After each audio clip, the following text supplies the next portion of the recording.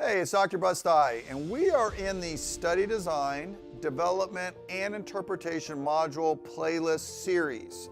This lecture is going to focus on hypothesis testing, okay?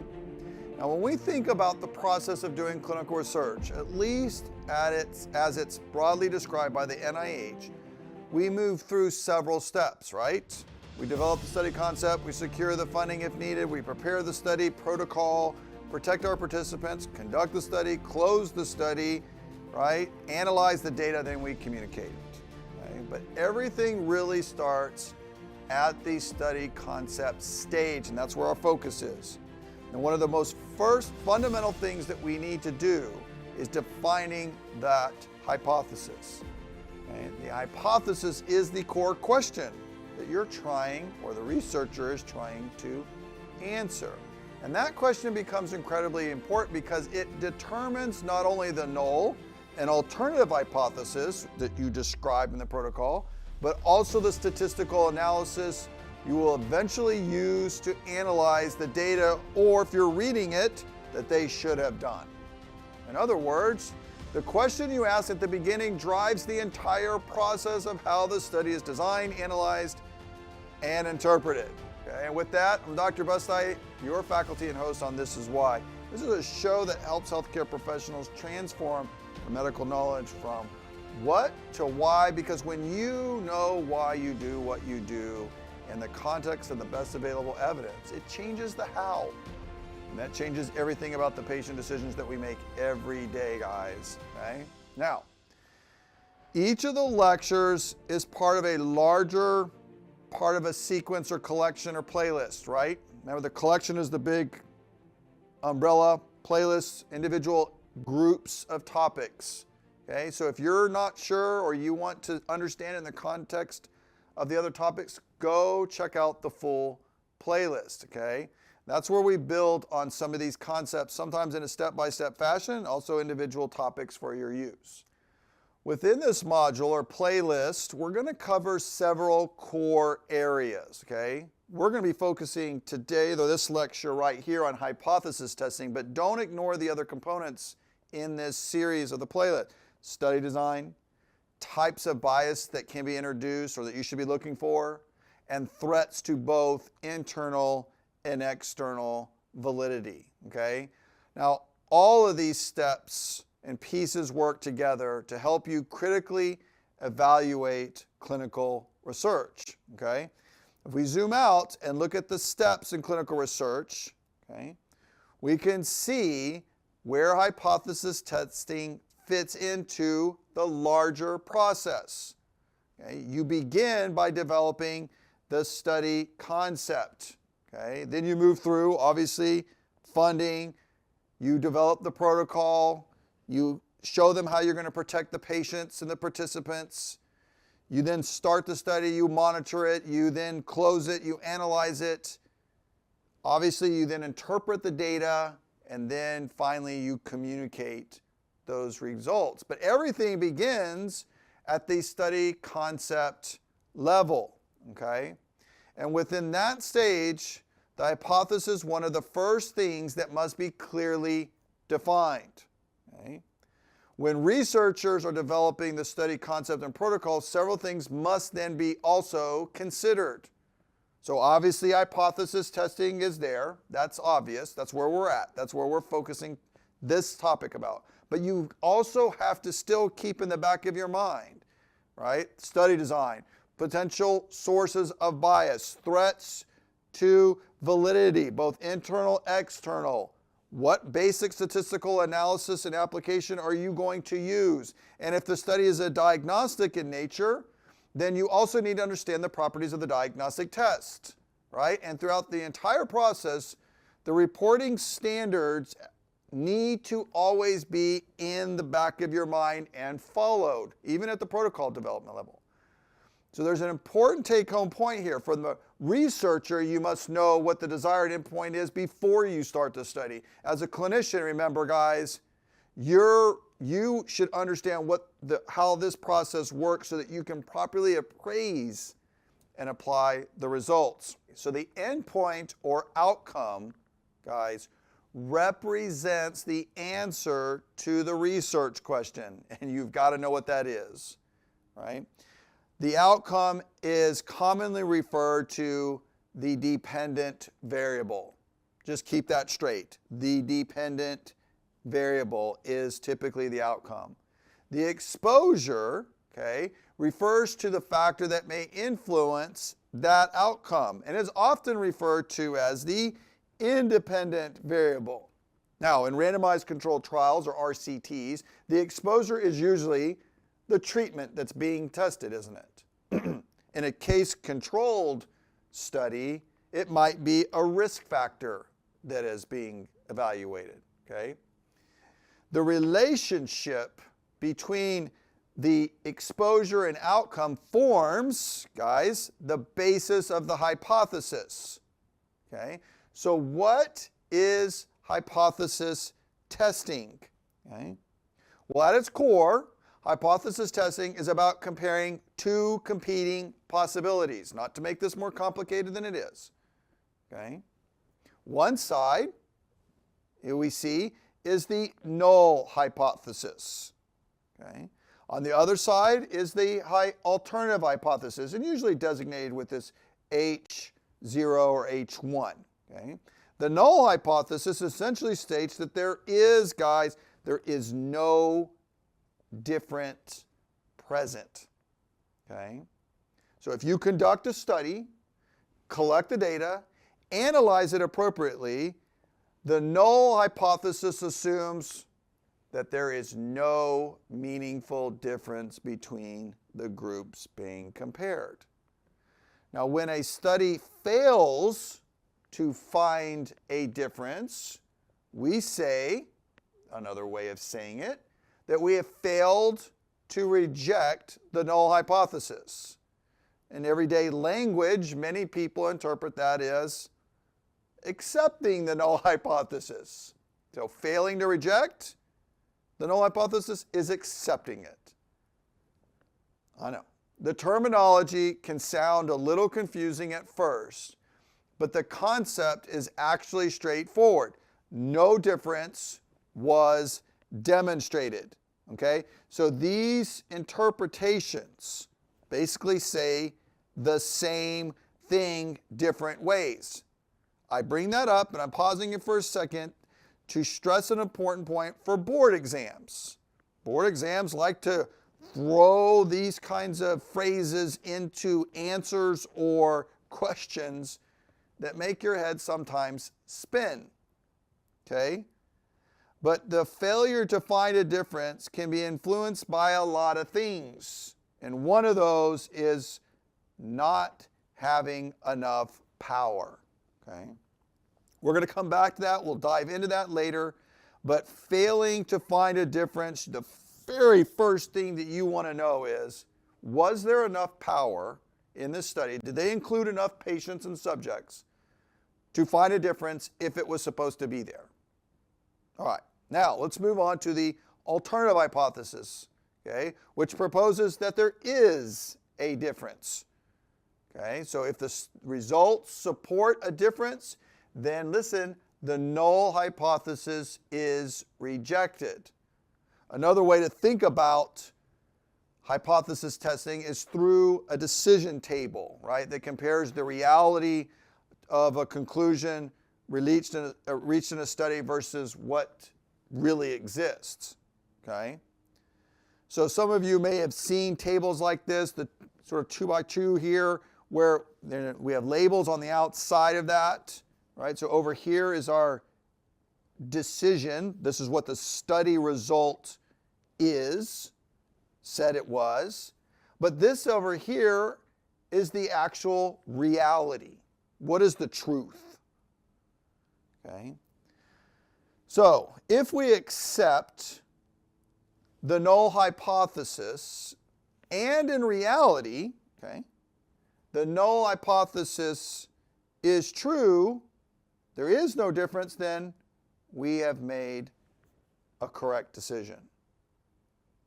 But if we accept the null hypothesis, okay, when a difference actually exists. That means that the null hypothesis would be false. So we say, the study gets done, hey, there's no difference here. Oh, no, in reality there is. Then you are prone to have made a type 2 error, okay? Now, this error is represented by beta, and beta is important because it relates to statistical power, which I was just commenting on. Now, power is defined as 1 minus beta, and it represents the probability that we will correctly detect a true difference when one exists. That's why you want to have enough patience.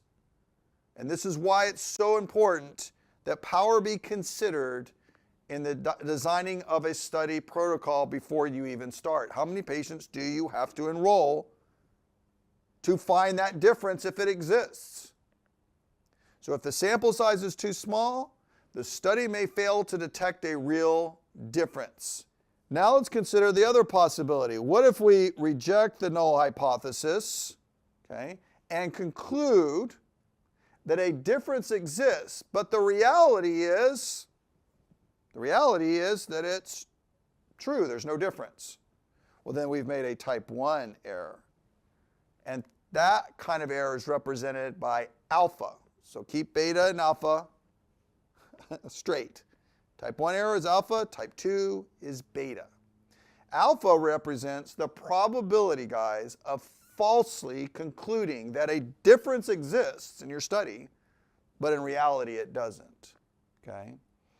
Now, alpha is typically set ahead of time, most commonly at 0.05, which means that we're willing to accept a 5% chance of making a type 1 error, okay? Now, another important concept in hypothesis testing is the difference between a one-tailed versus a two-tailed analysis, okay?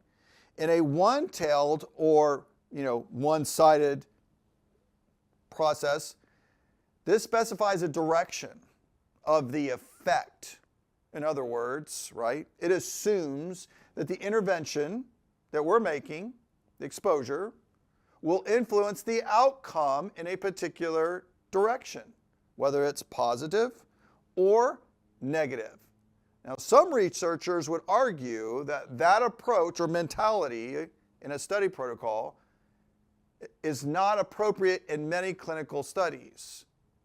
Why is that? Well, because if you already assume the direction of the outcome with your intervention, it raises the question, then why are you doing the study in the first place? Good scientific research should remain open to the possibility of the hypothesis that you have could be wrong. And so for this reason, many researchers prefer a two-tailed or two-sided analysis or hypothesis. And in this approach, the study remains open. You as a researcher remain open to the possibility that the intervention that you are making and you're exposing patients to could either improve or worsen the outcomes. So the direction of the effect is not predetermined with a two-tailed. Instead, you let the data and the truth determine the answer. And this approach tends to be viewed as more objective and transparent, okay? So what difference does this stuff make, okay? Well, alpha, most studies set the alpha at 0.05, right? We've talked about that. Repetition makes it stick. But remember that 0.05 alpha represents a 5% chance that you will be making a type 1 error.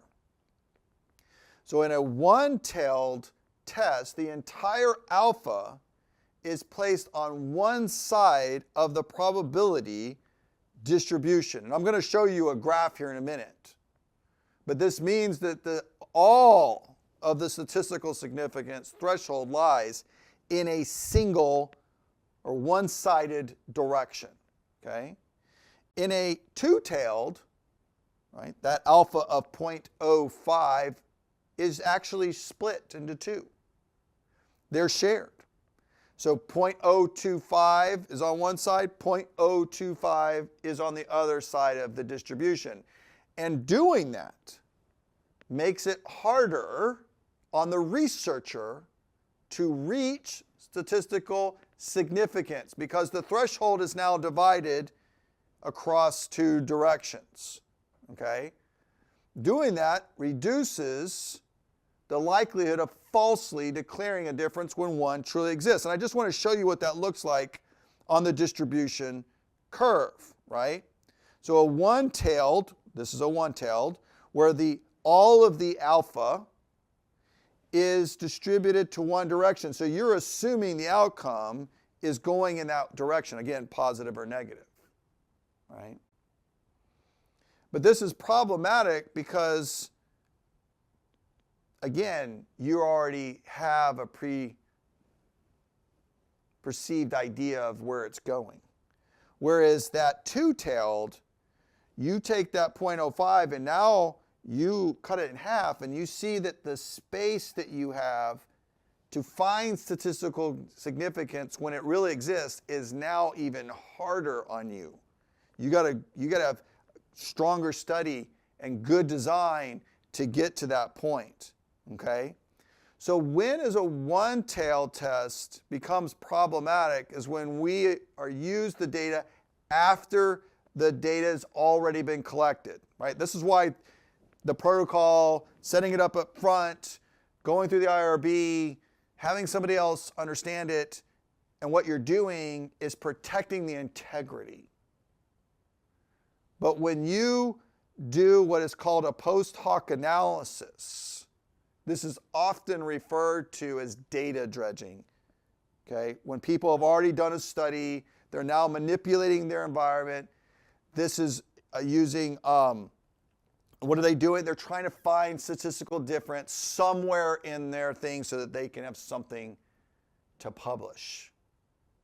And that's why establishing the hypothesis and the statistical approach before the study, okay, in what we call a priori approach or mentality, is so important. Now, let's kind of bring this concept to life with a real example. And the HOPE trial is a great example of this, okay? This was a landmark clinical trial published in the New England Journal of Medicine back in the year 2000. You might say, well, that's a long time ago, but it's actually still very relevant and has still one of the foundational landmark studies for why we do what we do in patients with higher risk of heart failure, okay? So the study evaluated whether ACE inhibitor ramipril could reduce cardiovascular outcomes in high-risk patients, okay? And we see that because it says that, okay? Where are we? Well, if you come down here, you see that we're right before the methods. This is usually at the very end of the intro, where they actually give you what is the purpose or the primary outcome, many times the hypothesis, of the study. You need to remember, you need to know what is the exposure, ramipril, and what is the outcome. Well, they're looking at a composite of death from cardiovascular causes, myocardial infarction, stroke, right? That's their primary, okay? If you dive a little bit deeper, you can see that initially, they didn't give a direction. They weren't saying, well, we want to know if ramipril is worse. We want to see that it's better. They didn't say that. So when you dive deeper into the methodology section, which we'll get into in a minute, a little bit more detail, you see that they actually use the words two-sided alpha. That's good. That's, as a reader, clinician, going, wow. They made it harder on themselves at some level to find a difference. And they were open to the fact that it could be no different, right? The null is correct. It could be that the ramipril is worse. or that it's better. I love that in a researcher. And again, studies in New England, higher quality many times, right?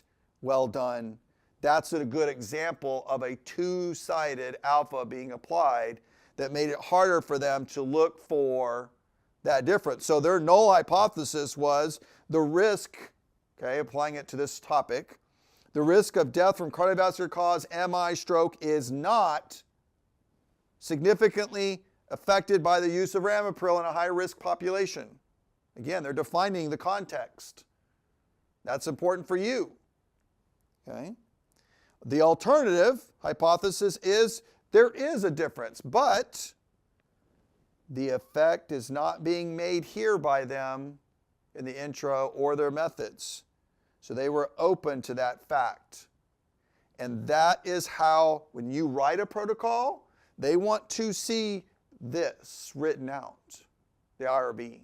Good researchers should be able to articulate that, should be able to write that out very clearly. And it should be published in the paper very clearly so that I or you, as the clinician reading the paper, should not be confused, because this member drives the statistical analysis. So as we look in here, did they stick with it? Did they actually do what they said they were going to do? Well, interestingly, when you look at it, you can see that this is I zoomed in or added the statistical analysis here, because remember, that drives statistical analysis. Well, remember, they did a power analysis, and they made their power 90%. They made it even more, made sure they could find the difference if it was really there. And so they said they needed 9,000 patients would be required to have a study power of 90%. So remember, if they didn't achieve adequate power, they may be making a type 2 error if they found no difference. But did they find a difference? Well, let's first look at the number of patients. Well, when you add those two up, that's more than 9,000. Okay? That's good. So they enrolled more than 9,000 patients. And then you come down here and you see their p-value, which is that statistical significance or not. You see that it's less than 0.001. So they found statistical significance, but also clinical relevance. We know that this p-value is accurate because the relative risk and the 95% confidence interval does not pass through or include 1.0, which would be relevant in a relative risk. So that is statistically significant. It is also clinically relevant, and they made it harder on themselves by making the p-value or the alpha value have to be divided out. So did these individuals, this study, did they make a type 2 error? Well, no, because they found a difference, right? Remember, a type 2 error would say, they say there's no difference, but in reality there is. Well, that's not the case. Remember, they achieved power. Did they make, so then we have to go, did they make a type 1 error? They say there's a difference, but in reality there's not. Well, remember, they achieved power. They gave themselves a two-sided alpha, and their p-value was way below that. They clearly, yeah, I mean, is it possible? Sure, right? That p-value of 0.001, right? That's their chance that they have random error. So you take the p-value, you move the decimal place over 2 places. So a p-value of 0.001 means that there's a 0.1% chance that their findings are due to random error. So to me, those are real. Those are real. And other clinicians agree, guideline committees agree. It changed clinical practice, right? So in summary, right, wrapping this whole topic up, first, hypotheses should be determined a priori before the study begins, okay? Second, a two-tailed hypothesis approach is generally preferred because it remains open to either direction or effect. Type 1 errors, okay, occur when a study says that there is a difference, but in reality, there is not. Remember, that's also known as alpha. Type 2 error, when the study says, hey, there's no difference, but in reality, there is, beta. right? Usually from insufficient power, okay? A few fast facts. Remember, alpha is that risk for making a type 1 error. Most of the time, it's set at 0.05 or 5% chance of making a type 1 error. Beta is that risk of making type 2. Remember, a beta is usually set at about 0.2. We'll dive into that later in the biostatistics section.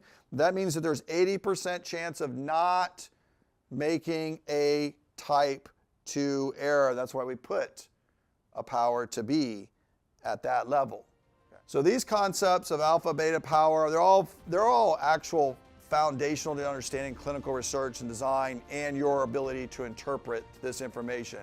I thank you guys so much for watching. I hope that you found this to be very helpful. Please jump over to thisiswhy.health or the playlist on YouTube, okay, or in the channels that we have. Continue exploring aspects of the playlist. Try to walk through the process of evidence-based medicine. We do offer it in a step-by-step fashion that we feel like best aligns with kind of building, but you can use them individually. And for those of you that are preparing for clinical practice or board-style learning, High Yield Med Reviews has Q-Banks, practice questions on this subject, can help you prepare for those sections on your exams, okay? This is why.health members, there's a coupon there for you at a discount, right, for joining. So thank you so much for being here. Thank you for investing in your knowledge and understanding the evidence and applying it appropriately. We'll see you on the next episode. Take care, bye.